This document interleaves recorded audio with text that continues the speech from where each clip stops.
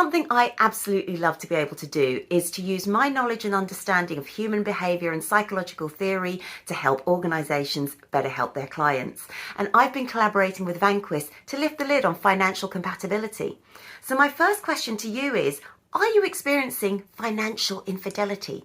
And that is not telling your partner how much you earn or not knowing how much they earn, keeping things that you've bought a secret or hiding receipts or telling them it's a gift, or maybe they've done the same to you.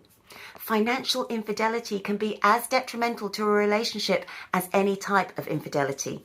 And research by Vanquis found that 38% of you have different approaches to spending compared with your partner, and 86% of you believe that it's really important to talk about finances early on in the relationship. And so I've devised 5 question prompts to get that conversation going. Question prompt number 1 is, if money were no object, what would you be doing right now? This allows you to think about your desires, your dreams, your passions without the filter of other people's expectations placed on you, traditions, desires that they have for your life. And if they are in alignment, great. If they're not, for example, you want to travel the world, stay in luxury hotels, whereas your partner's a bit more of a homebody, they want to stay in the place that they grew up and invest in a house and a family, it doesn't mean you can't negotiate. But if you do find out early, at least you can be aware. And also, if you do find out early and those dreams are in alignment, then there's 2 of you that are able to save, invest, work together to make those desires happen.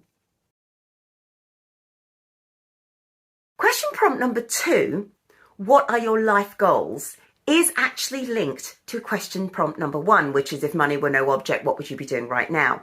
Because what you might discover when you talk about your life goals is actually you both might want the same things, but maybe you can negotiate on timings.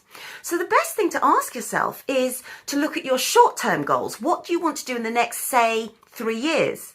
And then perhaps what you want to do in the next 5 and the next 10. Because you might find, yes, we can do that traveling. We can go around the world in a camper van now, and then we'll spend a couple of years saving up, and then we can think about starting a family. That discussion, that open idea and planning really helps you when it comes to making your life choices.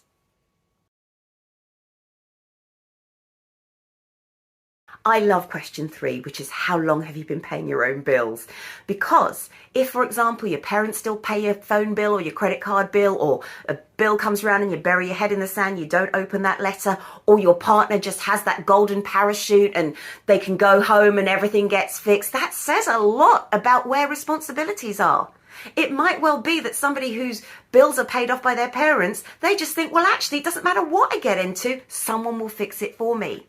On the other hand, if you are always aware of your bills, your finances, your spending, that may show in other aspects of your life too.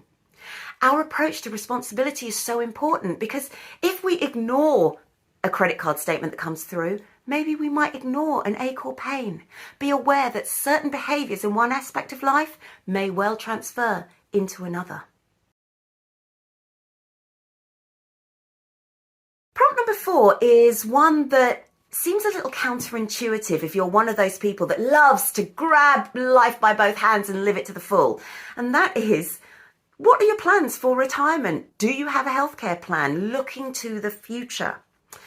Now, this is actually an important one, because even if you are very much a live in the present, enjoy every moment, and I hope you are, we need to remember that short-term gratification is not going to get us all the way through life. So having it now and not knowing how we're going to pay for it, or not knowing how we're going to be able to live with that later on in the future, can be detrimental when we get there. And we want to get there.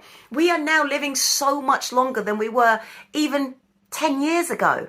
We need to be aware of that. We need to be prepared for that. As a coach, I love questions which allow us to think about our real behaviours rather than give a pre-prepared answer, or an answer where we go, oh, actually, I don't know. And so prompt number 5 is, were you able to save money over the last 2 years? And if so, what did you spend it on?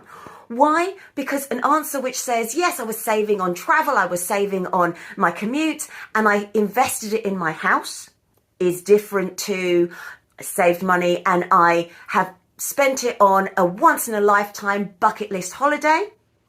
Or, yeah, I saved a bit, but I bought loads and loads of loungewear and I still haven't worn all of it yet.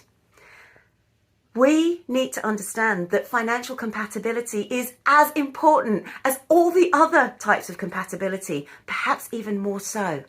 And with 86% of you wanting to have that discussion, I hope these questions will give you a starting point.